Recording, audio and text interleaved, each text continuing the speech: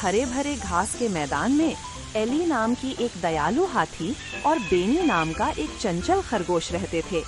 वे बहुत अलग थे, लेकिन उनके दिलों ने जुड़ने का एक तरीका खोज लिया। एक धूप वाली सुबह उन्होंने एक साथ मैदान का पता लगाने का फैसला किया। जैसे ही वे खुदकते हुए आगे बढ़े, बेनी को एली के बड़े कदमों के साथ तालमेल बिठाने में मुश्किल हो रही थी। मेरे लिए रुको, वो पुकारता। उसकी छोटी टांगें जितनी तेजी से हो सकता था काम कर रही थीं। एली ने बेनी की मुश्किल को देखते हुए धीरे से अपनी गति धीमी कर दी। या ठीक है बेनी, एली ने उसे आश्वस्त किया, हम तुम्हारी गति से जा सकते हैं। बेनी मुस्कुराया। राहत मिली कि एली समझ गई। उन्होंने अपनी यात्रा जारी रखी, अब अगल बगल। जल्द ही वे एक चौड़ी नदी के पास पहुँचे। बेनी घबरा गया था क्योंकि वो तैर नहीं सकता था। एली ने धीरे से कहा, मेरी पीठ पर चढ़ जाओ बेनी, मैं तुम्हें पार करने में मदद करूंगी। बेनी सुरक्षित महसूस करते हुए एली की पीठ पर चढ़ गया। एली सावधानी से पानी में चली गई, यह सुनिश्चित करते हुए कि बेनी गीला न हो। नदी शांति से उनके चारों ओर बह रही थी।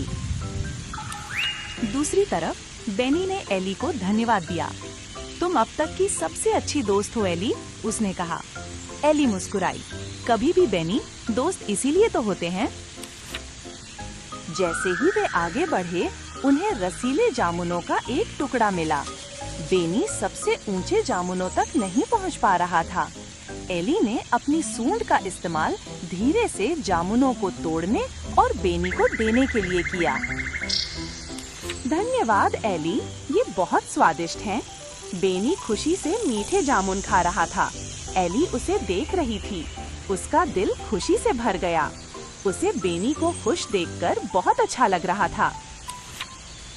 जैसे ही सूरज डूबने लगा, उन्होंने घर वापस जाने का फैसला किया। वे धीरे धीरे हाथ में सूंड डालकर एक दूसरे की संगति का आनंद लेते हुए चल रहे थे। उनकी दोस्ती एक खास तरह की दोस्ती थी। मैदान में वापस आकर उन्होंने अलविदा कहा। जल्द ही फिर से मिलने का वादा किया।